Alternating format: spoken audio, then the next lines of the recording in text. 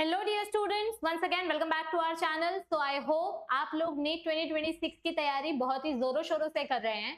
मैं regular basis पे आप लोगों के लिए कंटेंट प्रोवाइड करने की कोशिश कर रही हूँ, लेक्चर्स प्रोवाइड करने की कोशिश कर रही हूँ। बदले में मुझे सिर्फ आपका एक ही सपोर्ट चाहिए, that is your dedication, your consistency और चैनल को शेयर कर देना, ताकि जो डिजर्विंग बच्चे हैं, जिन बच्चों को सच में जरूरत है, उन बच्चों तक ये कंटेंट पहुंच सके। क्योंकि बहुत सारे ऐसे बच्चे हैं जिनको ऐसा लगता है कि नीट एग्जाम देना मतलब कोई एक इम्पॉसिबल चीज है, पर ऐसा नहीं है। अगर आप शिद्दत से मेहनत करोगे, प्रॉपर तरीके से अगर आप चीजों को फॉलो करोगे, तो डेफिनेटली आपका नीट एग्जाम भी क्रैक हो सकता है। तो आप लोगों को जो लेक्चर्स मैं प्रोवाइड करती हूँ, जैसे अभी हमने स्टार्ट किया है आप लोगों के एनसीईआरटी का क्लास 12 का chapter 4 principles of inheritance and variation, आज मैं उसका पार्ट 2 लेकर आई हूँ। इसके पहले जो मैंने पार्ट 1 पढ़ाया था, मेरा ये पैटर्न है कि मैं हर लेक्चर के बाद आपको कुछ एमसीक्यूज प्रैक्टिस करने के लिए देती हूँ। तो मैंने लास्ट लेक्चर में आपको 2 एमसीक्यूज होमवर्क दिए थे और उसका सोल्यूशन अभी हम डिस्कस कर लेते हैं और फिर हम अपना आज का टॉपिक स्टार्ट करेंगे। तो पिछले क्लास में मैंने आपको जो 2 सोल्यूशन दिए थे, एक था नीट 2022 का क्वेश्चन। क्या क्वेश्चन दिया था? Mendel studied 7 pair of contrasting characters, बराबर। मेंडल ने 7 पेयर्स ऑफ कॉन्ट्रास्टिंग ट्रेट्स पढ़े थे in pea plants and he gave the law of inheritance. तो मेंडल ने 7 अलग अलग कैरेक्टर्स पढ़े। कौन से 7 अलग अलग कैरेक्टर्स थे? प्लांट की हाइट, प्लांट का पॉड का शेप, पॉड का कलर। तो plant height, pod shape, pod का कलर, ये 3 कैरेक्टर्स। फिर उसके बाद एस स्क्वायर, सीड का शेप,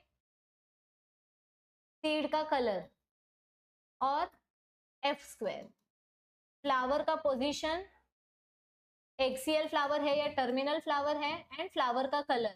ये 7 कैरेक्टर्स मेंडल ने स्टडी किए थे और हमें 3 लॉ दिए थे। तो ये एक पहला स्टेटमेंट है जो कि करेक्ट स्टेटमेंट है। दूसरा स्टेटमेंट क्या दिया है? 7 characters examined by Mendel in his experiment were seed shape, seed colour मतलब S square, flower colour, flower shape, flower position जो भी है, pod shape, pod colour, flower position and stem का हाइट। तो ये दोनों स्टेटमेंट्स करेक्ट है, इसीलिए इस स्टेटमेंट का आंसर क्या आएगा? Option number B. Both the statements are correct. Yes. तो जिन बच्चों ने इसका आंसर बी ऑप्शन कमेंट किया था, वेरी गुड। जिन्होंने कमेंट नहीं किया था, नालायकों, प्लीज आंसर कमेंट करना स्टार्ट करो। चलो नेक्स्ट क्वेश्चन। अब देखो यहाँ पर क्वेश्चन क्या पूछा है, the number of chromosomes, sorry, the numbers of contrasting characters studied by Mendel for his experiment was. Contrasting character पूछा है। अगर मैं कैरेक्टर की बात करूं तो मेंडल सर ने 7 कैरेक्टर स्टडी किए थे। पॉड शेप, पॉड का कलर, ठीक है, फ्लावर का पोजीशन, फ्लावर का कलर, सीड शेप, सीड का कलर, और हमारे प्लांट की हाइट। ये 7 अलग अलग कैरेक्टर्स उन्होंने स्टडी किए थे। तो ये 7 कैरेक्टर्स हैं और इनके जो टाइप्स हैं, these are our main characters, ठीक है। और इनकी जो टाइप्स हैं, दो टाइप्स है। हर एक कैरेक्टर की 2 टाइप्स है, हर एक कैरेक्टर के 2 ट्रेट्स हैं। जैसे पॉड शेप, अगर मैं पॉड शेप की बात करूं तो एक होता है इन्फ्लेटेड, जिसको हम फुल बोलते हैं, और एक होता है कंस्ट्रिक्टेड। आपको मैं फटाक से फोटो ही दिखा देती हूँ ना, इतना लिख के दिखाने से अच्छा मैं डायरेक्ट फोटो ही दिखा देती हूँ। मेंडल ने जो 7 कैरेक्टर स्टडी किए थे, ये अपने कैरेक्टर्स हैं 3, 4, 5, 6, 7। दीज आर 7 कैरेक्टर्स और हर एक कैरेक्टर के आपको 2 वैरायटी देखने मिलेगी। एक है डोमिनेंट वैरायटी, एक है रिसेसिव वैरायटी। यस और नो? एक है डोमिनेंट, एक है रिसेसिव।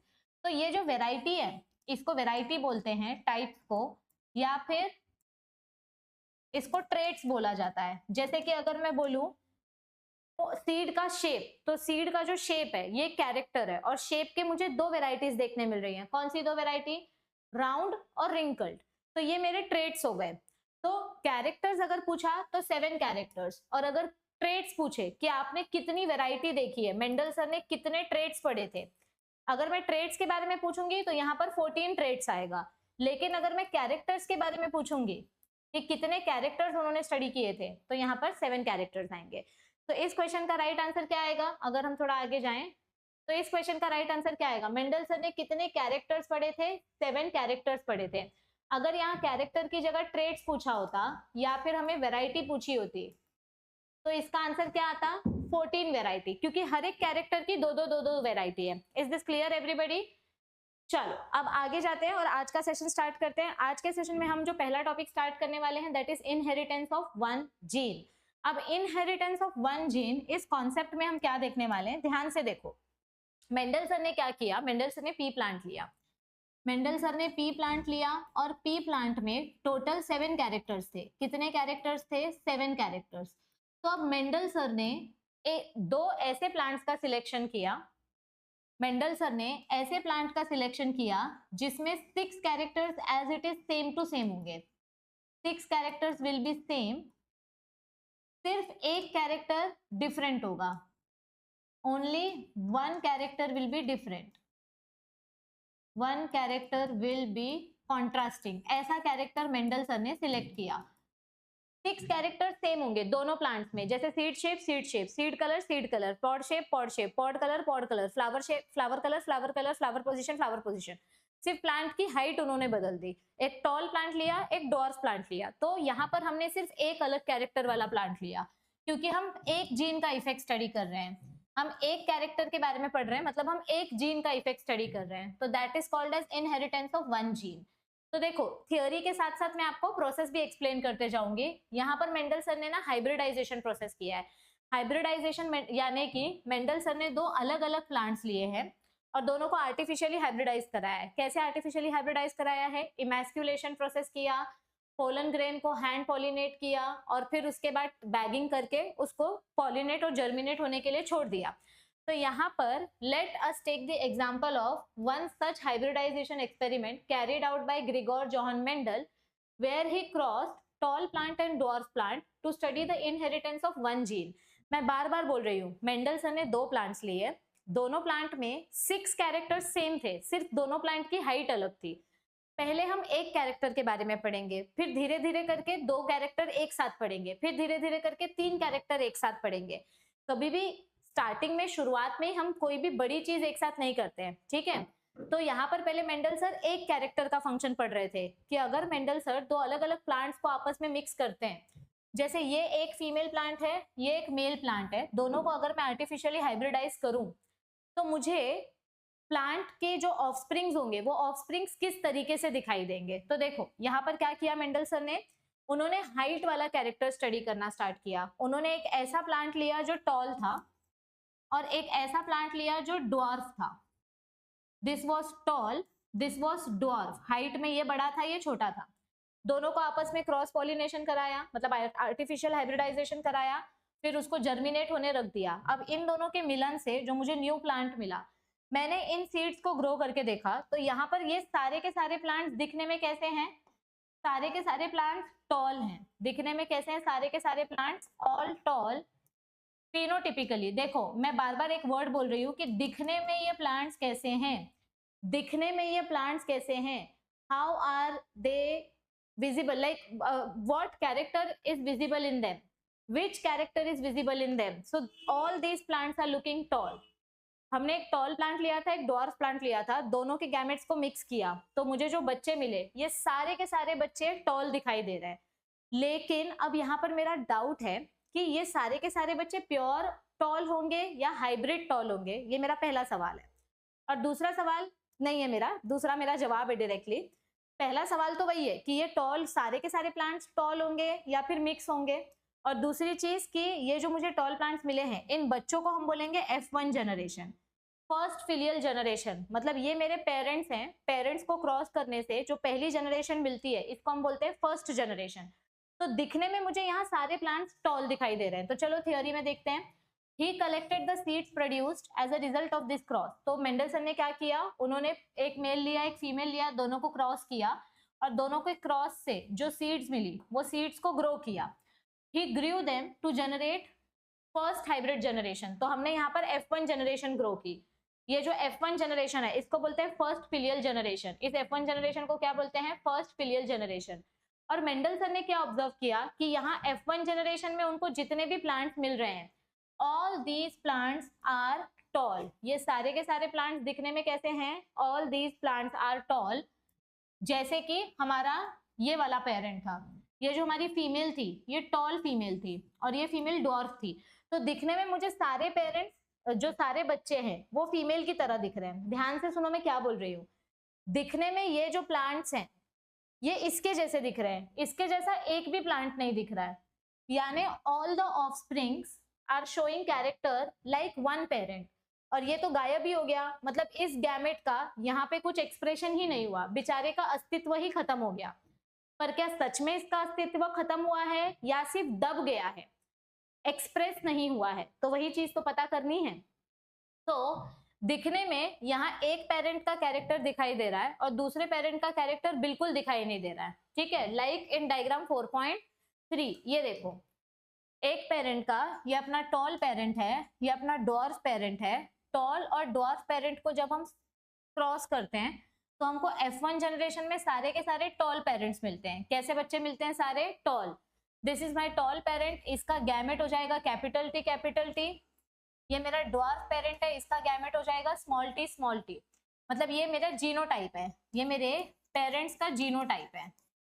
फिर पेरेंट्स के जीनोटाइप में से मैं अगर गैमेट्स प्रोड्यूस करूं तो ये डिप्लॉइड है ना, दिस इज डिप्लॉइड, तो गैमेट्स आर हैप्लॉइड, तो यहाँ पर एक टी आएगा, यहाँ पर एक टी आएगा, फिर इन दोनों का फर्टिलाइजेशन होगा तो मुझे मिलेंगे हाइब्रिड प्लांट्स। पर दिखने में ये कैसे दिखाई दे रहे हैं? दिखने में ये टॉल ही दिखाई दे रहा है। तो ये फर्स्ट जनरेशन जो है दिखने में मुझे टॉल दिखाई दे रही है। अब इनका मैं सेल्फिंग करूंगी, मतलब इनको आपस में वापस सेल्फ पॉलिनेशन कराऊंगी, इनको आपस में ही वापस से एक दूसरे के साथ भिड़ा दूंगी। और अब मुझे जो सेकेंड जनरेशन मिलेगी, अब यहाँ पर मुझे कुछ अलग दिखाई दे रहा है। फर्स्ट जनरेशन में ये प्लांट कहीं खो गया था, लेकिन सेकेंड जनरेशन में ड्वार्फ प्लांट वापस आ गया, यानी कि फर्स्ट जनरेशन में हमारे इस प्लांट का अस्तित्व गायब नहीं हुआ था, सिर्फ दब गया था, जो सेकेंड टाइम में एक्सप्रेस हो गया। तो देखो यहाँ पे क्या हो रहा है, he made similar observations for other pairs of traits. He found that F1 will always show one of the parents and that the trait of the other parent was not seen in them. मतलब क्या बोला है कि जब भी आप ये करोगे, एक डोमिनेंट और एक रिसेसिव पेरेंट को आपस में क्रॉस कराओगे, तो हमेशा एक ही पेरेंट का कैरेक्टर आपको F1 जनरेशन में देखने मिलेगा। ये मेरा डोमिनेंट पेरेंट है, जब भी मैं इसको रिसेसिव पेरेंट के साथ क्रॉस कराऊंगी तो मेरा जो F1 जनरेशन है वो मुझे एक ही कैरेक्टर दिखाएगा, डोमिनेंट कैरेक्टर। तो this is my F1 generation, ठीक है। अब मैं इसका सेल्फिंग करूंगी, मतलब इसी प्लांट को एक दूसरे के साथ, ये मेरा एक वटाना है और एक वटाने में मुझे ऐसी बहुत सारी सीड्स मिली हैं। क्या मिली है मुझे? ऐसी बहुत सारी सीड्स मिली हैं। अब मैंने इस सीड से एक प्लांट उगाया और इस सीड से एक प्लांट उगाया और मैंने इसका पोलन ग्रेन लेके इसके स्टिग्मा पे डाला और इन दोनों को अब जर्मिनेट होने के लिए छोड़ दिया।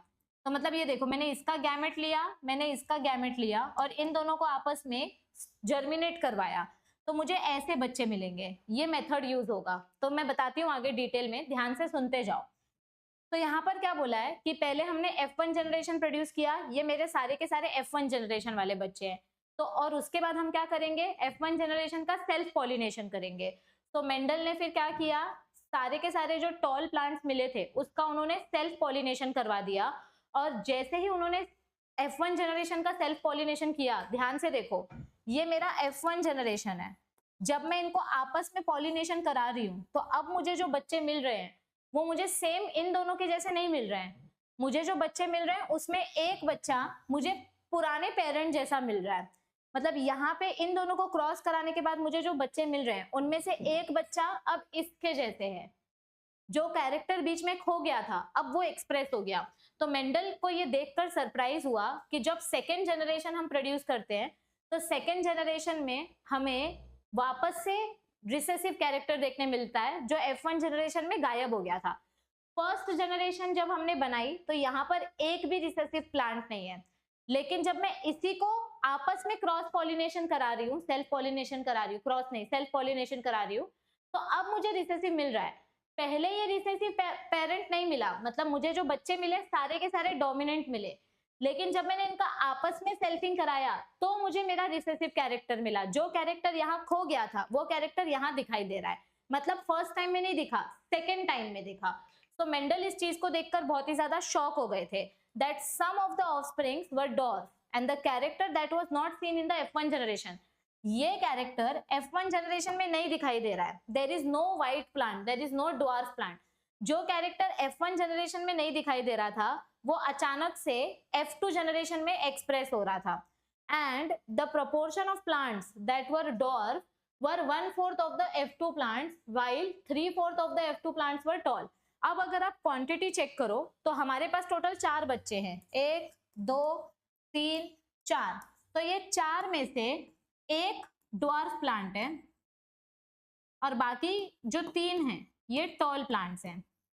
तो 4 में से 25% ड्वार्फ है, बाकी 75% प्लांट्स टॉल हैं, 25% प्लांट ड्वार्फ है।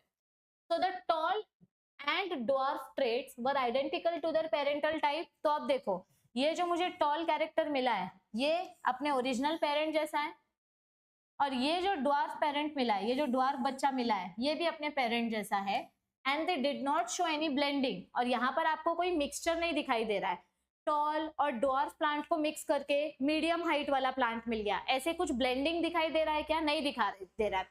यही रीजन था जिसकी वजह से मेंडल सर का एक्सपेरिमेंट रिजेक्ट हो गया था। मेंडल सर ने क्या बोला था कि कभी भी ब्लेंडिंग नहीं होती है।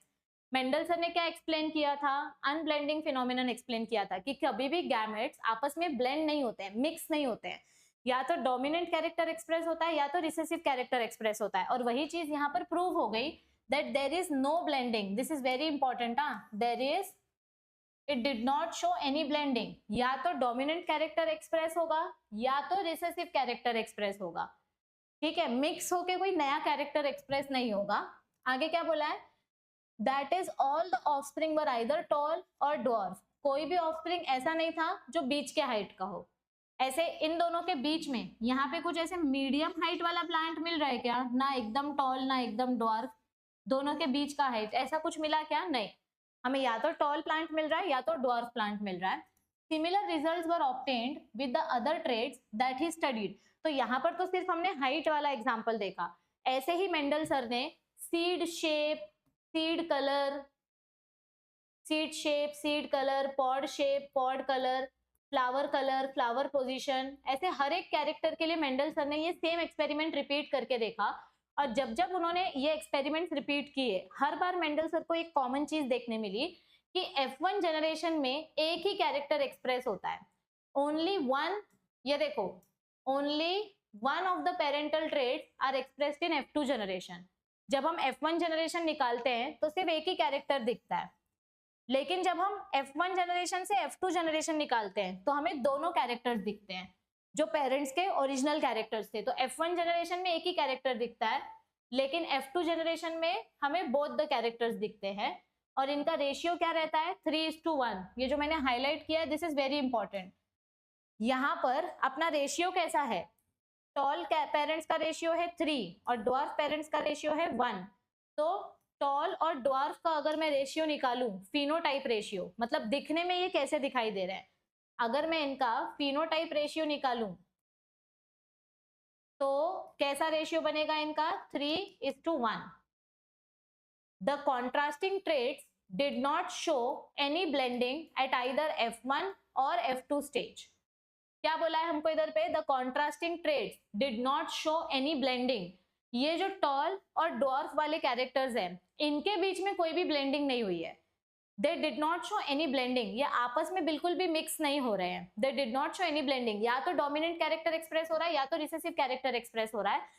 और इसी ऑब्जर्वेशन के बेसिस पे, based on these observations, Mendel sir ने प्रपोज किया, Mendel sir proposed that something was being stably passed down unchanged from parents to offspring। और इस समथिंग का नाम उन्होंने रखा फैक्टर। मेंडल सर ने क्या बोला कि कुछ तो ऐसा है जो पेरेंट्स से ऑफस्प्रिंग में ट्रांसफर हो रहा है, और वो कुछ तो क्या है, उस कुछ तो का नाम उन्होंने रखा, ये जो गैमेट्स के थ्रू जो ट्रांसफर हो रहा है उस कुछ तो का नाम रखा गया फैक्टर्स। और इस फैक्टर को आज हम किस नाम से जानते हैं? आज हम इस फैक्टर को बोलते हैं जीन्स। तो जीन का एक्सप्लेनेशन मैंने आपको लास्ट टाइम दिया था। जीन्स का एक्सप्लेनेशन क्या आएगा? They are a small segment of DNA. What are genes? Genes are nothing but a small segment of DNA which transfers genetic information. So gene का definition क्या आ जाएगा बच्चों? What is a gene? Genes therefore are the units of inheritance, यानी genes की मदद से ही जेनेटिक इंफॉर्मेशन ट्रांसफर होती है। They contain information that is very important to express the particular trait in an organism, and genes which code for a pair of contrasting characters are known as alleles. For example, अगर मैं plant की height की बात करूं तो height ये एक character है और इस कैरेक्टर के मेरे पास दो टाइप के अलील्स हैं। एक है डोमिनेंट अलील जिसको मैं रिप्रेजेंट करूंगी कैपिटल टी से, और एक है रिसेसिव अलील जिसको मैं रिप्रेजेंट करूंगी स्मॉल टी से। तो एक कैरेक्टर के लिए मेरे पास दो अलग अलग टाइप के अलील्स होते हैं जिससे हम उस कैरेक्टर को रिप्रेजेंट करते हैं। They are slightly different forms of same gene, मतलब ये जीन हाइट वाला है पर एक डोमिनेंट अलील है, एक रिसेसिव अलील है। दोनों में थोड़ा सा कुछ ऐसा जेनेटिक कोड का वेरिएशन होता है जिसके वजह से अगर कैपिटल टी वाला जीन मिला मदर से फादर से तो बच्चे की हाइट टॉल रहेगी, और अगर दोनों से मुझे स्मॉल टी मिला तो मेरी हाइट छोटी रहेगी। मतलब अगर मुझे ड्वार्फ वाला अलील मिला तो हाइट छोटी रहेगी, अगर मुझे टॉल वाला अलील मिला तो हाइट बड़ी रहेगी, और अगर समझो फादर से बड़ा अलील मिला और मदर से छोटा वाला अलील मिला तो भी मेरी हाइट दिखने में बड़ी रहेगी, लेकिन फिर मैं खुद को प्योर नहीं बोलूंगी, फिर मैं खुद को क्या बोलूंगी, हाइब्रिड बोलूंगी। तो देखो अगर दोनों अलील्स सेम होते हैं, अगर दोनों अलील्स, ये मेरे फादर का क्रोमोसोम है, ये मेरे मदर का क्रोमोसोम है, मुझे दोनों के पास से सेम अलील मिल रहा है, मतलब ये एक कैरेक्टर के दो अलील्स हैं, एक कैरेक्टर के दो अलग अलग अलील्स हैं, और अगर दोनों अलील सेम है तो ऐसे अलील्स को बोलते हैं होमोजाइगस। ये यहाँ पे दोनों अलील्स डोमिनेंट हैं तो इसको बोलेंगे होमोजाइगस डोमिनेंट, और यहाँ पर दोनों अलील्स छोटे हैं तो इसको बोलेंगे होमोजाइगस रिसेसिव। लेकिन अगर समझो कि मेरे पास एक डोमिनेंट और एक रिसेसिव अलील है तो इसको हम बोलेंगे हेट्रोजाइगस। क्या बोलेंगे इसको, हेट्रोजाइगस डोमिनेंट, या फिर इसके लिए दूसरा नाम है हाइब्रिड। मतलब दिखने में तो ये टॉल दिखेगा लेकिन इसका जो जेनेटिक मेकअप है वो मिक्स्ड है। It has one dominant allele and one recessive allele. If we use alphabetical symbols for each gene then the capital letter is always used to express dominant trait and the small alphabet for other trait. For example, अगर मैं height की बात करूं तो capital T से हम toll वाला character बताते हैं और स्मॉल टी से हम ड्वार्फ वाला कैरेक्टर बताते हैं। अगर समझो किसी बच्चे ने कैपिटल टी वर्ड यूज किया टॉल हाइट बताने के लिए और अगर उसने डी वर्ड यूज किया ड्वार्फ बताने के लिए, अगर आप ऐसे दो अलग अलग लेटर्स यूज करोगे तो ये कंफ्यूजन क्रिएट करेगा। इसीलिए दो अलग अलग अल्फाबेट्स यूज करने की जगह पे हम एक कैपिटल अल्फाबेट यूज करते हैं, एक स्मॉल अल्फाबेट को यूज करते हैं। तो कैपिटल टी और स्मॉल टी ये दोनों हाइट के अलील्स हैं, ये दोनों क्या हैं, एक ही जीन की दो अलग अलग वेराइटी हैं, so they are alleles of each other. Hence अगर मैं प्लांट की बात करूं so pair of alleles for height would be, अगर मैं प्लांट्स की बात करूं तो या तो मदर फादर दोनों से कैपिटल टी आएगा, या तो एक से कैपिटल आएगा एक से स्मॉल आएगा और हाइब्रिड बनेगा, और या फिर दोनों से स्मॉल टी आएगा और रिसेसिव प्लांट बनेगा। मेंडल ने यहाँ पर हमें और एक चीज बताई कि इन अ ट्रू ब्रीडिंग प्लांट मतलब क्या होता है, अगर मैं बार बार टॉल प्लांट को टॉल प्लांट से क्रॉस कराऊंगी तो मुझे प्योर टॉल ही मिलेगा, मुझे क्या मिलेंगे यहाँ पर, प्योर टॉल प्लांट ही मिलेंगे। This is my male, this is my female. So in a true breeding plant, tall or dwarf variety, the allelic pair of genes for height are identical or homozygous। मतलब अगर मैं true breeding plant की बात करूं तो दोनों अलील same होने चाहिए, या तो दोनों कैपिटल होने चाहिए या तो दोनों स्मॉल होने चाहिए respectively. Capital T and small T are called the genotype, मतलब ये अपने जीन्स हैं, these are our genotypes of the plant, while descriptive terms tall and dwarf are the phenotype। मतलब दिखाई जो कैरेक्टर दे रहे हैं, जो कैरेक्टर दिख रहा है उसको मैं फिनोटाइप बोलूंगी, पर वो किसके वजह से दिख रहा है, इंटरनल जीन्स के वजह से, तो जीन्स को जीनोटाइप बोलते हैं। What then would be the phenotype of a plant that had a genotype capital T small T. देखो जिसके पास दो कैपिटल टी होगा ये होगा प्योर टॉल, जिसके पास दो स्मॉल टी होगा ये प्लांट होगा प्योर ड्वार्फ, ठीक है। लेकिन जिस प्लांट के पास एक कैपिटल और एक स्मॉल है तो इसका जीनोटाइप होगा हेट्रोजाइगस, मतलब दिखने जीन्स इसके पास सेम नहीं है, इसके पास एक कैपिटल जीन है एक स्मॉल जीन है, एक कैपिटल अलील है एक स्मॉल अलील है, लेकिन दिखने में ये प्लांट कैसा दिखेगा, दिखने में ये प्लांट दिखेगा टॉल। पर कैसा टॉल दिखेगा ये? हाइब्रिड टॉल, मतलब ये प्योर टॉल है, दिखने में टॉल जैसा दिख रहा है, पर इसका जीन्स कैसा है? मिक्स्ड जीन्स है। मतलब जैसे फॉर एग्जांपल एक बड़ा भाई जा रहा है अपने फ्रेंड के बर्थडे पार्टी पे, और उसके पापा बोलते हैं कि तू अपने छोटे भाई को भी अपने साथ में लेके जा, नहीं तो वो रोएगा। तो अब आपको बोला है अपने छोटे भाई को भी साथ में लेके जाने के लिए, आप बोलोगे नहीं नहीं मुझे नहीं लेके जाना, ये वहां पे परेशान करता है, मेरे दोस्तों से बात नहीं करने देता, ब्ला ब्ला ब्ला। पापा फिर ऐसे आग दिखाएंगे, मैंने बोला ना लेके जा, तो फिर आपको लेके ही जाना पड़ेगा। अब जब बड़ा भाई के साथ छोटा भाई जाएगा तो वो छोटा भाई ऐसे चुप रहेगा, क्योंकि बड़ा भाई उसको धमकी दे के लेके जाता है कि अगर उधर पे तूने कुछ बोला तो खट्टूस खाएगा। तो छोटा भाई ऐसे एकदम चुप रहता है, वो सब देखता है, फिर उसको केक मिलता है तो वो केक खाता है। छोटा भाई एकदम चुप चुप रहता है, वो कुछ एक्सप्रेस नहीं करता खुद को, बस वो साथ में आया है पर उसका कुछ काम नहीं है। तो वैसे ही ये जो छोटा वाला अलील है, ये जो कैपिटल टी स्मॉल टी है, ये दब जाता है, ये रिसेसिव अलील है, ये छोटा भाई है। जब तक बड़ा भाई इसके साथ रहेगा ये कभी कुछ नहीं बोलेगा, लेकिन जैसे ही छोटा भाई अकेला हो जाएगा तब सिर्फ इसी की चलेगी, तब बड़े भाई का कुछ रोल नहीं है। ठीक है, तो यहाँ पर अगर दोनों अलील्स सेम है, या तो डोमिनेंट या तो रिसेसिव, तो उसको होमोजाइगस बोलते हैं, और अगर एक अलील कैपिटल है एक अलील स्मॉल है तो फिर उसको हेट्रोजाइगस बोलेंगे। क्लियर? अब आगे देखते हैं आगे क्या दिया है। Alright, as Mendel found the phenotype of the F1 heterozygote to be exactly like homozygous parent in appearance, he proposed that in a pair of dissimilar factors, one dominates the other and hence it is called as the dominant factor, while the other factor is recessive. जैसे कि मैंने आपको जो explain किया कि जब बड़े भाई के साथ छोटा भाई जाएगा तो छोटे भाई के कुछ भी कैरेक्टर्स एक्सप्रेस नहीं होंगे, सिर्फ बड़े भाई के सारे कैरेक्टर्स एक्सप्रेस होंगे। तो यहाँ पर वही हो रहा है। यहाँ पर ये जो हाइब्रिड टॉल मुझे दिखाई दे रहा है, दिखने में ये हाइब्रिड है, मतलब इसके पास एक कैपिटल टी है एक स्मॉल टी है, तो है ये हाइब्रिड, पर दिखने में ये कैसा दिख रहा है? अपने टॉल पेरेंट जैसा दिखाई दे रहा है ये हाइब्रिड, पर दिखने में ये अपने टॉल पेरेंट जैसा दिखाई दे रहा है। मतलब एक जो डोमिनेंट अलील है सिर्फ वही एक्सप्रेस हो रही है, रिसेसिव अलील का कोई भी कैरेक्टर एक्सप्रेस नहीं हो रहा है। तो in this case capital T is tallness, it is dominant over small T, that is recessive. और इन्होंने क्या ऑब्जर्व किया? For all the characters this phenomenon is same, हर एक कैरेक्टर के लिए ये सेम रोल अप्लाई हो रहा है।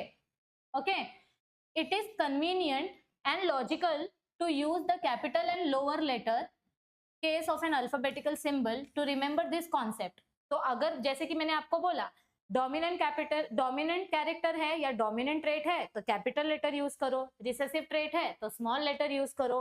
Do not use capital T and D for tall and dwarf, because फिर याद नहीं रहेगा कि it will be difficult to remember कि टी से कौन सा कैरेक्टर था और डी से कौन सा कैरेक्टर था। ये सेम कैरेक्टर्स के अलील्स हैं या अलग कैरेक्टर के अलील्स है, ज्यादा कंफ्यूजन मत करो ना।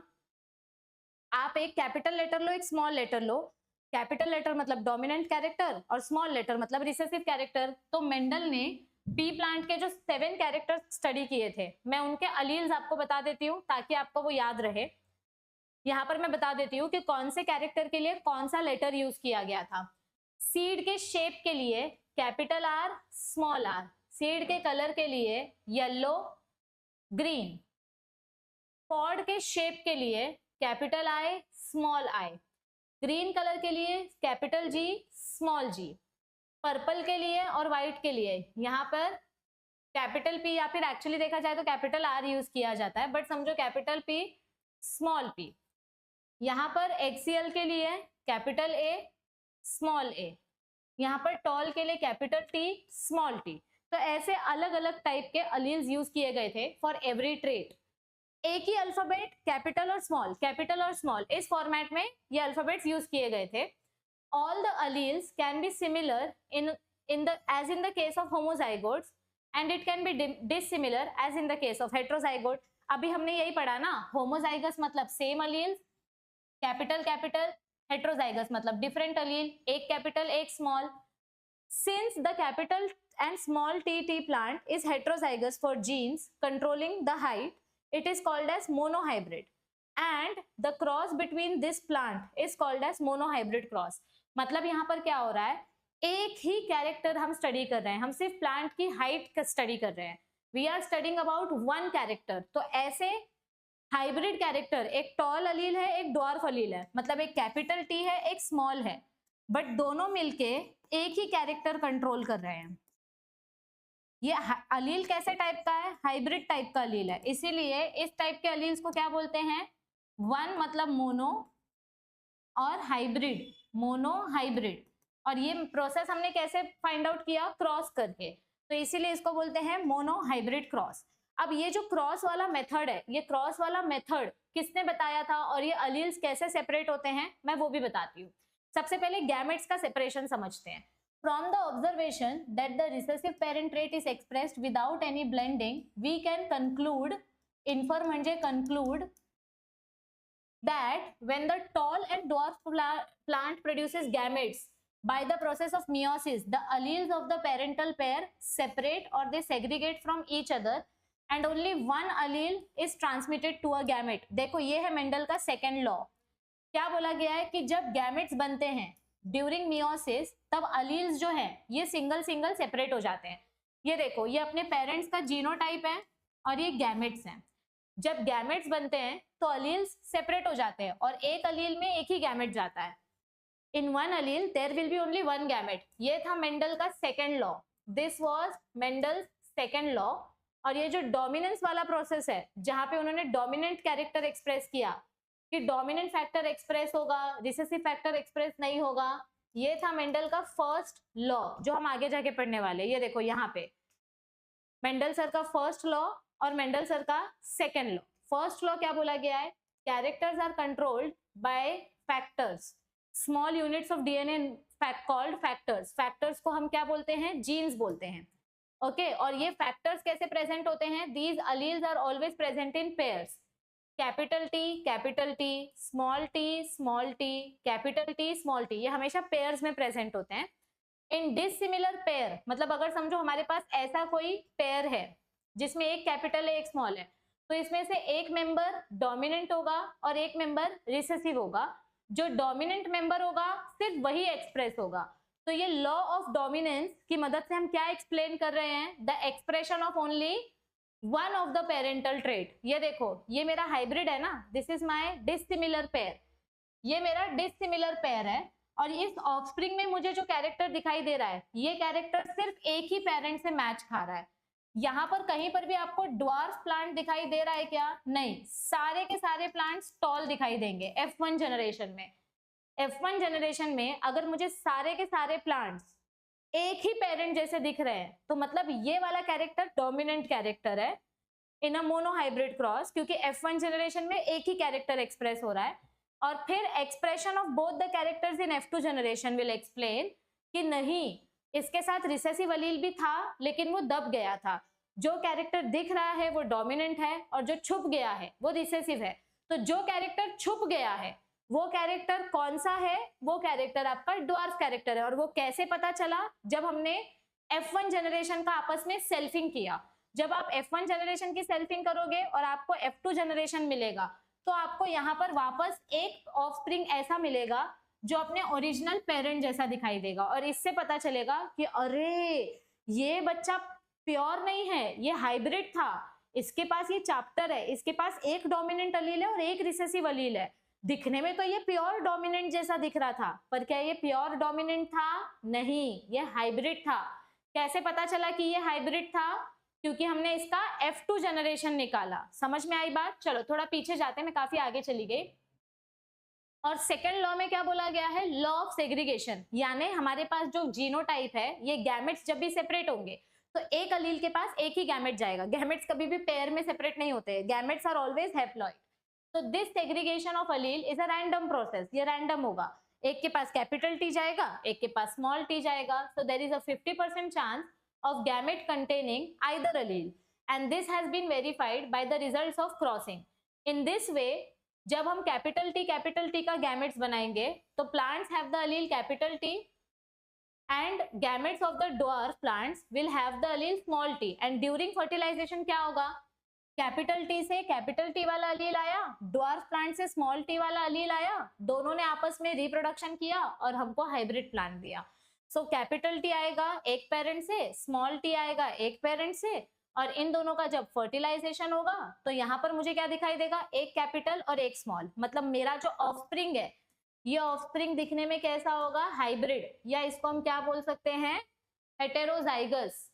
दिखने में ये कैसा है, हाइब्रिड, या इसको हम बोल सकते हैं हेटेरोजाइगस। यस एवरीबॉडी, यहां तक सबको समझ में आया, पक्का, ऑल राइट। तो बार बार घुमाकर अब हमें सेम चीज बोली जाएगी। यहां पर आपको क्या दिखाई दे रहा है, हाइब्रिड अलील्स दिखाई दे रहे हैं अपने F1 जनरेशन में। ये अपना F1 जनरेशन है, यहाँ पे मुझे हाइब्रिड अलील्स दिखाई दे रहे हैं। So since these hybrids contain alleles which express contrasting traits, मतलब एक कैपिटल T है, एक स्मॉल t है, the plants are called as heterozygous and the production of gametes by the parents, the formation of zygote, the F1 and F2 plants can be understood from a diagram called Punnett square method. Punnett square method क्या होता है, एक British geneticist थे Reginald सी Punnett, इन्होंने एक graphical method design करके हमें बताया था, अगर आपको F1 जनरेशन F2 जनरेशन का पूरा प्रॉपर रेशियो निकालना है, कितने बच्चे प्योर होंगे, कितने बच्चे हाइब्रिड होंगे, कितने बच्चे ड्वार्फ होंगे, अगर इसका आपको एग्जैक्ट रेशियो चाहिए तो आप ऐसा बॉक्स वाला मेथड, पुनेट स्क्वायर वाला मेथड यूज कर सकते हो। ये देखो, ये जो बॉक्स मेथड है ये पुनेट स्क्वायर मेथड है। तो इसमें बेसिकली हम क्या करते हैं, हम जब प्लांट्स की सेल्फिंग करते हैं तो इसमें से ये एक प्लांट को हम एज अ फीमेल कंसिडर करते हैं और इस एक प्लांट को हम मेल कंसिडर करते हैं। तो यहाँ पर हम मेल वाले गैमेट्स लिखेंगे, यहाँ पर हम फीमेल वाले गैमेट्स लिखेंगे और इनका अंदर आपस में क्रॉसिंग कराएंगे। तो अब मुझे दिखने में क्या दिखाई दे रहा है, दिखने में मुझे तीनों प्लांट्स टॉल दिखाई दे रहा है। आप पहले ये मत देखो, आप पहले ये मत देखो, आप सिर्फ ये देखो कि दिखने में आपको प्लांट्स कैसे दिख रहे हैं। दिखने में तो मुझे मैम 3 प्लांट्स टॉल दिखाई दे रहा है, तो मैंने यहाँ फिनोटाइप लिख दिया कि 3 टॉल प्लांट्स हैं और एक छोटू प्लांट है, ये मेरा हो गया फिनोटाइप। लेकिन पुनेट स्क्वायर की मेथड की मदद से हम इसका जब जीनोटाइप अंडरस्टैंड करते हैं तो अब जीनोटाइप में मुझे क्या दिखाई दे रहा है कि यहाँ पर प्योर सिर्फ एक ही टॉल प्लांट है, प्योर टॉल एक ही है, बाकी ये वाले जो 2 टॉल प्लांट दिखाई दे रहे हैं ये प्योर नहीं है, ये हाइब्रिड है। तो इसका जीनोटाइप रेशियो क्या हो जाएगा, प्योर डॉर्फ तो एक ही था, प्योर टॉल भी सिर्फ एक ही है और हाइब्रिड वाले प्लांट्स 2 हैं। तो मोनो हाइब्रिड क्रॉस का फिनोटाइप रेशियो इज 3:1, मतलब दिखने में 3 प्लांट्स टॉल दिख रहे हैं, एक प्लांट डॉर्फ दिख रहा है, लेकिन इसका जीनोटाइप रेशियो क्या है 1:2:1, मतलब सिर्फ एक ही प्योर टॉल है, एक प्योर ड्वार्फ है। ड्वार्फ एक्चुअली कभी भी हाइब्रिड नहीं हो सकता क्योंकि 2 रिसेसिव एलील्स होंगे तो ड्वार्फ ही होगा, और इनमें से जो 2 प्लांट्स है ये हाइब्रिड है। तो ये फिनोटाइप और जीनोटाइप रेशियो आपको नीट एग्जाम में मैच द कॉलम के फॉर्मेट में पूछा जाता है, so this is very important. Okay, तो it is a graphical representation to calculate the probability कि हमको कैसे टाइप के ऑफस्प्रिंग्स मिलेंगे। The possible gametes are written on 2 sides, यहाँ पर हम फीमेल गैमेट्स लिख सकते हैं, यहाँ पर मेल गैमेट्स लिख सकते हैं, और फिर अंदर हम अपने प्लांट्स का फिनोटाइप और जीनोटाइप चेक करते हैं। ये मेरा F1 जनरेशन है, फिर मैंने इसका सेल्फिंग किया और अब वापस से अब मैंने जब इसको क्रॉस किया तो मुझे मिला मेरा F2 जनरेशन। तो यहाँ पर क्या दिखाई दे रहा है, मुझे एक प्योर टॉल दिखाई दे रहा है, this is my pure tall, एक ड्वार्फ दिखाई दे रहा है और यहाँ पर मुझे 2 हाइब्रिड प्लांट्स दिखाई दे रहे हैं। सो इस मेथड को बोलते हैं पुनेट स्क्वायर मेथड, और जितने भी पॉसिबल कॉम्बिनेशंस हैं सारे पॉसिबल कॉम्बिनेशन इन बॉक्सेस में हमें इजीली दिखाई देते हैं। The Punnett square method shows the tall and dwarf plants, the gametes produced by them F1 progeny, मतलब ये मेथड में पहले हमने पेरेंट्स लिए, पेरेंट्स से गैमेट्स बनाए, गैमेट्स से F1 जनरेशन निकाला, F1 जनरेशन का क्रॉसिंग किया, सेल्फिंग किया, सेल्फिंग करके F2 जनरेशन निकाला। ये सब कुछ हम पुनेट स्क्वायर मेथड की मदद से कर सकते हैं। The F1 plants of genotype capital T small t are self pollinated, यहाँ पर इनका हमने सेल्फिंग किया आपस में हैंड पॉलिनेशन आर्टिफिशियल हाइब्रिडाइजेशन से, और ये जो सिंबल्स हैं ये सिंबल्स फीमेल और मेल रिप्रेजेंट करने के लिए यूज किए जाते हैं। एंड क्या बोला गया है, to denote the female eggs and male pollens of F1 generation, the F1 plant of the genotype will be self pollinated. तो जब F1 प्लांट का सेल्फ पॉलिनेशन होगा तो दोनों के गैमेट्स तो सेम बनेंगे ना, गैमेट्स सेम बनेंगे लेकिन बच्चे हमको अलग अलग दिखाई देंगे। The gametes will be same, it will be in equal proportion when fertilisation takes place. तो देखो मैं यहाँ पर सेल्फिंग कर रही हूँ, क्या कर रही हूँ मैं यहाँ पर, ये मेरा F1 जनरेशन है, ये मेरे गैमेट्स हैं, फीमेल गैमेट्स, मेल गैमेट्स, अब मैं इनका आपस में सेल्फिंग कर रही हूँ। तो 50% chance to pollinate eggs of the capital T as well as of genotype small t। Also pollen grains of genotype small T have 50% chance to कैपिलेट मतलब क्या बोला गया है, ये वाला कैपिटल टी इसके साथ भी जाएगा और इसके साथ भी जाएगा, और सेम मेल्स के साथ भी होगा। ये वाला कैपिटल टी इसके साथ भी जाएगा और इसके साथ भी जाएगा। तो मुझे जो भी बच्चे मिलेंगे, मुझे 4 अलग अलग टाइप की प्रोबेबिलिटी मिलने के चांसेस हैं।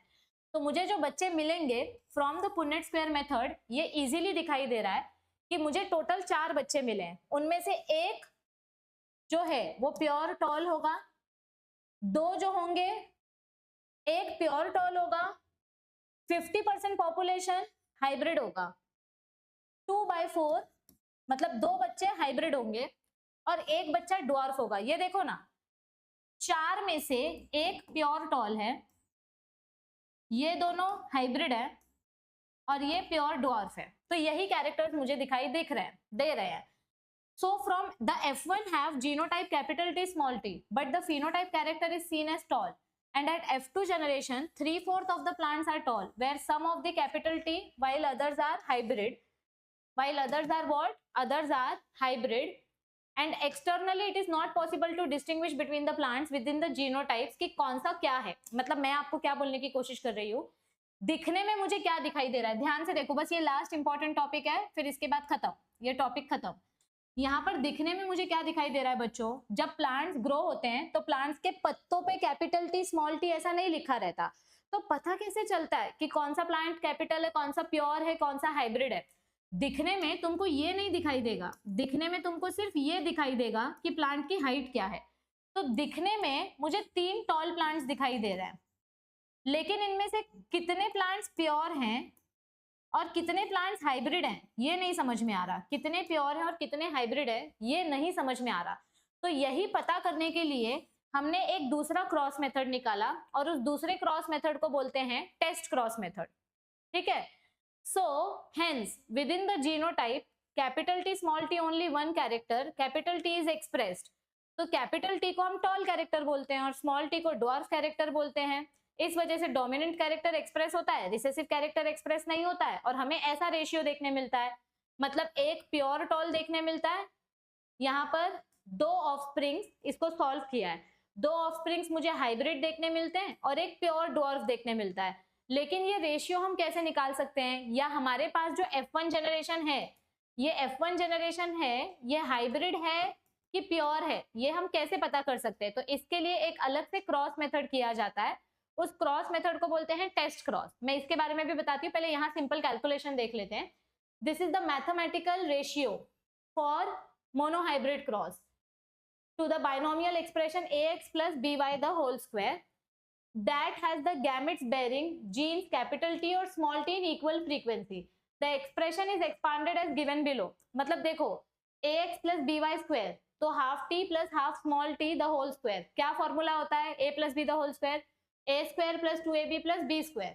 तो यहाँ पर देखो, ये a square plus 2 into ab, ये मेरा a है, ये मेरा b है, तो 2 into ab and plus b square। हाँ, तो ये देखो यहाँ पर क्या किया है, बाइनोमियल एक्सप्रेशन, ये half capital T small T.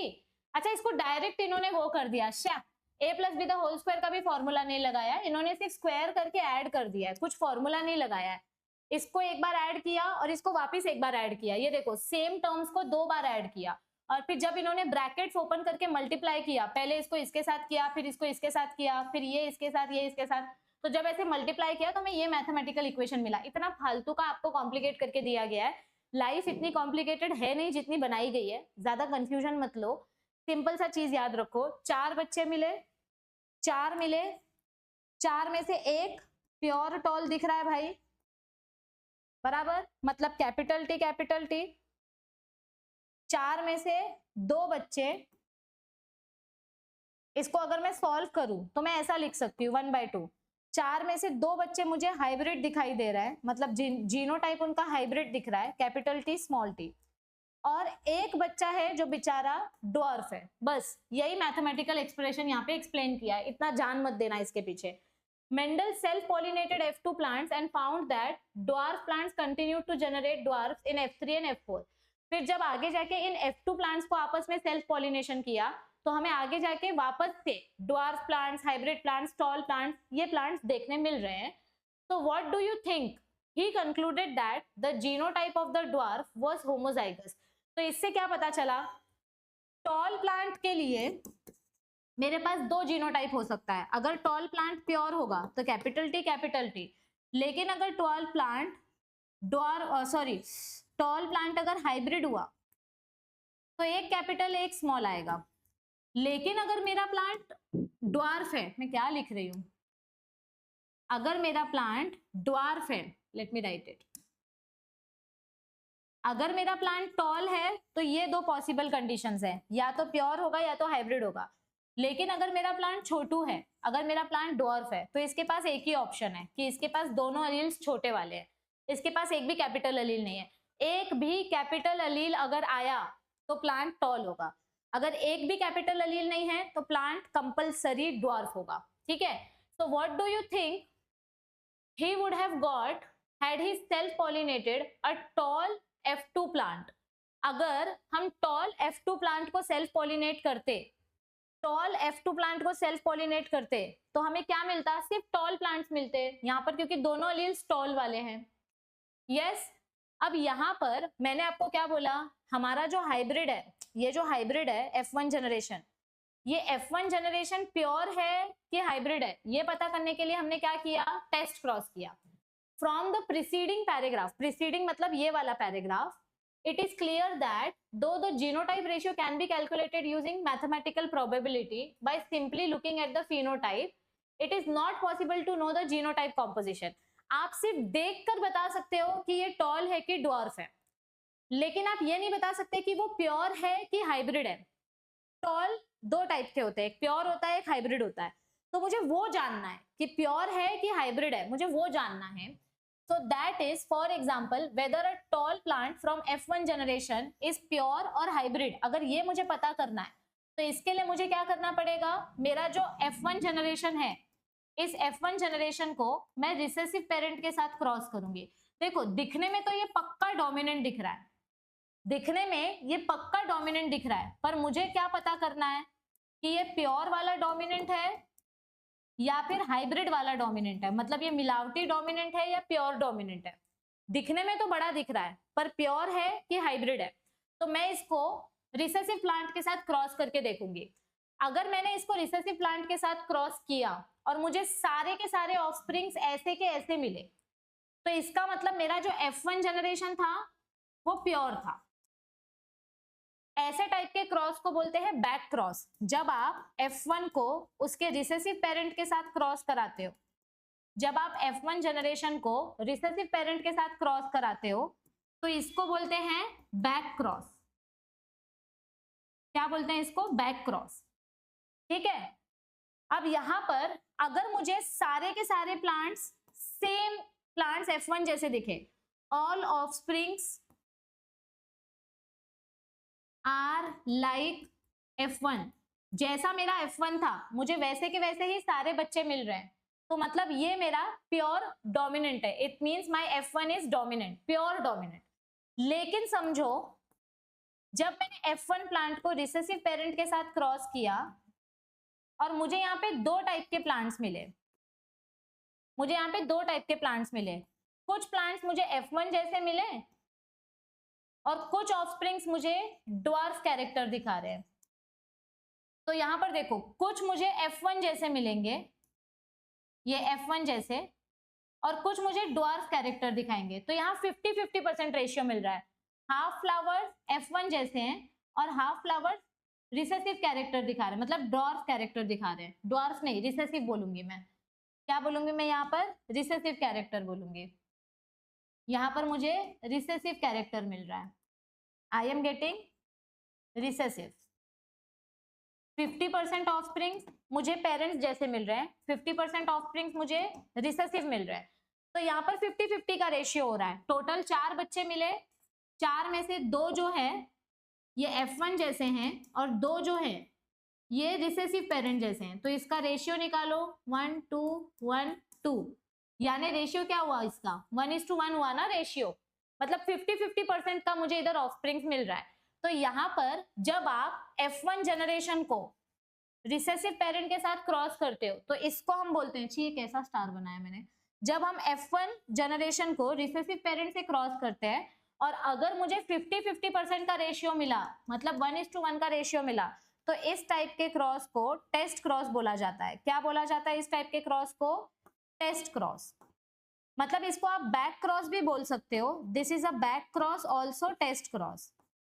इसको हम बैक क्रॉस भी बोल सकते हैं, टेस्ट क्रॉस भी बोल सकते हैं, लेकिन यहाँ पर मुझे सारे के सारे ऑफस्प्रिंग्स F1 जैसे मिले थे, तो इसको मैं टेस्ट क्रॉस नहीं बोल सकती क्योंकि यहाँ सारे ऑफस्प्रिंग्स मुझे F1 जैसे मिल रहे हैं। So this will only be known as back cross.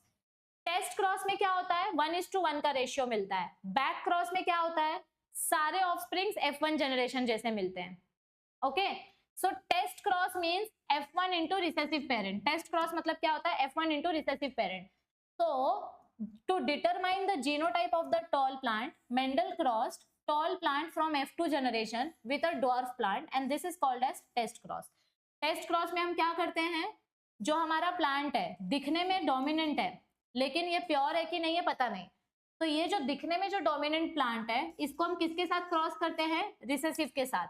F यहाँ पर जो हमारा पेरेंट है इसको हम रिसेसिव पेरेंट के साथ क्रॉस करते हैं। ओके, रिसेसिव पेरेंट के साथ क्रॉस करते हैं और फिर जो मुझे बच्चे मिलेंगे उन बच्चों को हम एनालाइज करते हैं। तो ये डायग्राम में मुझे क्या दिखाई दे रहा है? The results of the typical test cross where violet colour is flower V और capital W whatever and dominant over white. ठीक है, so using Punnett square try to find out nature of offspring of a test cross, what ratio did you get? तो ratio क्या मिल रहा है हमको यहाँ पर? 50% 50%, मतलब 1:1 का रेशियो मिल रहा है। क्या रेशियो मिल रहा है? 1:1 का ratio. Using the genotype of this cross can you give a general definition for test cross? तो यहाँ पर क्या जीनोटाइप देखने मिल रहा है मुझे कि जब मैं F1 को रिसेसिव पेरेंट के साथ क्रॉस करूंगी तो मुझे 50% ऑफस्प्रिंग्स F1 जैसे मिलेंगे और 50% ऑफस्प्रिंग्स रिसेसिव पेरेंट जैसे मिलेंगे। मतलब मुझे दोनों वापस मिल रहा है 50% 50%, मतलब इसका रेशियो क्या बन रहा है? 1:1। Yes, based on his observation on monohybrid cross, Mendel ने हमें 2 रूल्स दिए। वो 2 रूल्स कौन से हैं? Specially for monohybrid cross. पहला रूल है लॉ ऑफ इनहेरिटेंस का फर्स्ट लॉ और लॉ ऑफ डोमिनेंस, और दूसरा लॉ है law of segregation. Law of dominance क्या होता है मैंने आपको एक्सप्लेन किया, मैं फिर से बताती हूँ। जब आपके 2 अलील्स साथ में आते हैं, जब आपके 2 अलील्स साथ में आते हैं तो उसमें से जो डोमिनेंट अलील है सिर्फ वही एक्सप्रेस होता है, रिसेसिव अलील कभी एक्सप्रेस नहीं होता है। Only dominant Aleel will be expressed in first generation. First generation में सिर्फ डोमिनेंट अलील एक्सप्रेस होगा, और जब आप इसका सेल्फिंग करके सेकेंड जनरेशन निकालोगे तो यहाँ पर भी आपको डोमिनेंट कैरेक्टर्स ज्यादा देखने मिलेंगे। तो डोमिनेंट कैरेक्टर्स का पॉपुलेशन हमेशा ज्यादा होता है और इसीलिए इसका फिनोटाइप रेशियो क्या होता है और जीनोटाइप रेशियो क्या होता है यहाँ पर बताया है।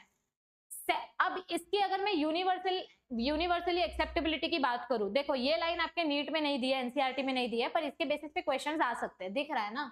हाँ, अगर मैं इसकी यूनिवर्सली एक्सेप्टेबिलिटी की बात करूं तो यहाँ पर क्या बोला गया है? Mendel's law of dominance is not always universally applicable because occasionally both alleles are co-dominant। कभी कभी ऐसा होता है कि दोनों alleles एक साथ एक्सप्रेस हो जाते हैं या आधे आधे एक्सप्रेस होते हैं। मतलब कुछ केसेस में मुझे को-डोमिनेंस देखने मिलता है, कुछ केसेस में मुझे इनकम्प्लीट डोमिनेंस देखने मिलेगा, जो कि मेंडल सर ने बताया ही नहीं था। तो ये मेंडल सर के लॉ के बाहर के कैरेक्टर्स है, these are exceptions of Mendel.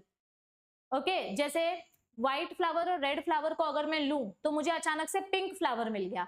अब मेंडल सर ने बोला था कि जीन्स कभी भी ब्लेंड नहीं होते हैं, पर मुझे ब्लेंडिंग दिखाई दे रही है, तो इसीलिए ये लॉ यूनिवर्सली एक्सेप्टेबल नहीं है। कुछ कैरेक्टर्स के लिए है, कुछ कैरेक्टर्स के लिए नहीं है। जो सेकेंड लॉ है, सेकेंड लॉ में क्या बोला गया है? This law is based on the fact that alleles do not show any blending. Alleles जब गैमेट फॉर्मेशन होता है, जब गैमेट फॉर्मेशन होता है तो ये अलील्स कभी भी ब्लेंडिंग नहीं दिखाते, they never show any blending and the both the characters are recovered as such in F2 generation, though one of these is not seen at the F1 stage। मतलब क्या बोला गया है? F2 जनरेशन में मुझे वापस वो कैरेक्टर्स मिलेंगे जो मैंने यूज किए थे, लेकिन F1 जनरेशन में मुझे नहीं मिला, F1 जनरेशन में मुझे सिर्फ एक ही कैरेक्टर मिला, ठीक है। बेसिकली ये लॉ क्या बोलता है, the parents contain 2 alleles during gamete formation and alleles of a pair segregate from each other such that gamete will receive only one of the two factors.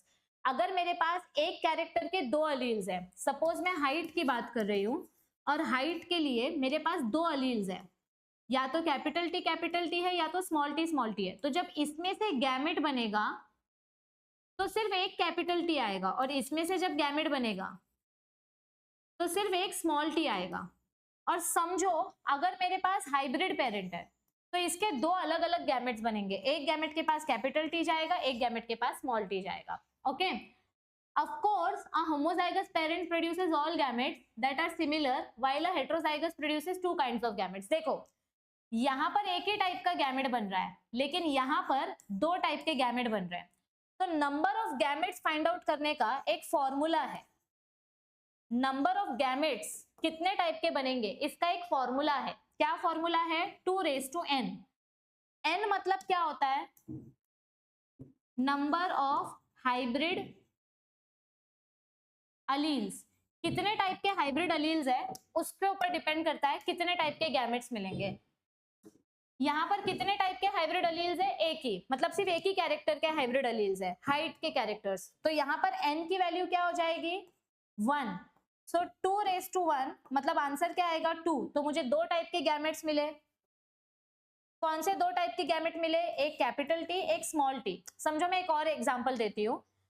समझो मेरे पास मैंने 2 अलग अलग कैरेक्टर लिया, मैंने एक हाइट वाला कैरेक्टर लिया, एक मैंने हाइट वाला कैरेक्टर लिया। दूसरा कलर लेती हूँ। यहाँ पर मैंने हाइट वाला कैरेक्टर लिया और यहाँ पर मैंने सीड का कलर लिया, येलो कलर, ओके। अब यहाँ पर देखो, ये मेरा हाइब्रिड कैरेक्टर है फॉर हाइट और ये मेरा हाइब्रिड कैरेक्टर है फॉर सीड कलर। तो यहाँ कितने हाइब्रिड अलील्स हो गए? 2 अलग अलग पेयर्स हो गए। Number of hybrid pairs, number of hybrid pairs of alleles, number of hybrid pairs of alleles. यहाँ पे मुझे 2 अलग अलग पेयर्स ऑफ हाइब्रिड दिखाई दे रहे हैं। तो n की वैल्यू क्या हो जाएगी? n की वैल्यू हो जाएगी 2। सो अब फॉर्मूला डालो, 2n is equals to 2 is equals to 4। तो मुझे इसमें से अब 4 टाइप के गैमेट्स मिलेंगे। कैसे मैम? ये देखो, पहला गैमेट ये मिलेगा कैपिटल टी कैपिटल वाई। दूसरा गैमेट ये वाला मिलेगा कैपिटल टी स्मॉल वाई। तीसरा gamete capital T capital Y small T. और चौथा गैमेट कौन से कलर से बनाऊं? चौथा gamete small T small Y. तो यहाँ पर मुझे 4 अलग अलग टाइप के गैमेट्स मिले। कितने टाइप के गैमेट्स मिले? 4 अलग अलग टाइप के। तो number of gametes find out करने का एक फॉर्मूला होता है और वो फॉर्मूला मैंने यहाँ पर आपको लिख कर दिया है। इस फॉर्मूला को कृपया कर लिख लें और इसको लर्न कर लें, इसको समझ लें, क्योंकि नेक्स्ट टाइम मैं इस पर्टिकुलर टॉपिक के बेसिस पे एमसीक्यू सॉल्व कराऊंगी। अब मैं अगर इस लॉ की यूनिवर्सल एक्सेप्टेबिलिटी के बारे में बात करूं तो जो मेंडल का लॉ ऑफ सेग्रीगेशन यानी जो सेकंड लॉ है, ये यूनिवर्सली एप्लीकेबल है। ये हर एक कैरेक्टर, हर एक अलील के ऊपर अप्लाई किया जाता है। Law of segregation is universally accepted. It is the only law without any exception, क्योंकि कुछ भी हो जाए, कितने भी अलील के पेयर साथ में आ जाएं, गैमेट में एक ही अलील जाएगा, हर एक टाइप का एक अलील। जैसे कि स्पर्म में भी सिर्फ 23 क्रोमोसोम्स हैं, 46 का हाफ। तो आपके जितने क्रोमोसोम्स हैं या जितने पेयर्स हैं उनका हाफ गैमेट्स में जाएगा, ठीक है, हाफ अलील्स ही जाएंगे गैमेट्स में। It states that each trait consist of 2 alleles. हर एक कैरेक्टर के लिए 2 अलील है। तो ये अलील सेपरेट हो जाते हैं गैमेट फॉर्मेशन के टाइम पे। कभी भी एक गैमेट में 2 अलील नहीं जाएगा, एक गैमेट में एक ही अलील जाएगा। और कितने टाइप के गैमेट्स मिलते हैं उसके लिए यहाँ पर फॉर्मूला दिया है। Is this clear everybody? चलो अब मैं आपको कुछ क्वेश्चंस होमवर्क दे देती हूँ। ये क्वेश्चंस हम अपने नेक्स्ट क्लास में डिस्कस करेंगे। स्टेटमेंट आपको पढ़ना है, वीडियो को पॉज करो, स्टेटमेंट रीड करो। This is your homework number 1 from NEET 2024 PYQ। This is your statement number 2। ये बहुत ही इंपॉर्टेंट और इंटरेस्टिंग क्वेश्चन है, देखते हैं कितने बच्चे इसको सॉल्व कर पाएंगे। मैं नेक्स्ट क्लास में सॉल्व कराऊंगी, अभी मैं आपको ये होमवर्क दे रही हूँ। This is your homework number 3, ये भी नीट 2024 का PYQ है। This is your homework number 4। चलो देखते हैं कितने बच्चे इसमें से आंसर कमेंट करते हैं। 4 क्वेश्चंस मैंने दिए आज होमवर्क में। ये सेम क्वेश्चंस मैं अपने नेक्स्ट क्लास में आपको सॉल्व कराऊंगी। अगर आपको ये वीडियो समझ में आ रही है, अच्छी लग रही है, तो मेक श्योर कि आप इस वीडियो को अपने फ्रेंड्स के साथ शेयर करो। आप भी चैनल को सब्सक्राइब करने बोलो, उनको भी सब्सक्राइब करने बोलो, और सब लोग कंपलसरी नीचे आंसर कमेंट करेंगे। आप लोगों के लिए मैं रोज एमसीक्यू का शॉर्ट सीरीज अपलोड कर रही हूँ, कम्युनिटी पोस्ट पे एमसीक्यूज अपलोड हो रहे हैं, ताकि आपकी नीट 2026 की प्रिपरेशन जबरदस्त तरीके से हो सके। लेकिन हमें भी मेहनत करने के लिए मोटिवेशन चाहिए होता है, और हमारा मोटिवेशन क्या है? बच्चे पढ़ते रहे, चैनल को सब्सक्राइब करते रहे, वीडियो को लाइक करते रहे, ताकि हमें पता चले कि वीडियो कितने बच्चों तक पहुंच रही है। So all the best for your preparation. I will see you all very soon. Bye bye everybody, take care.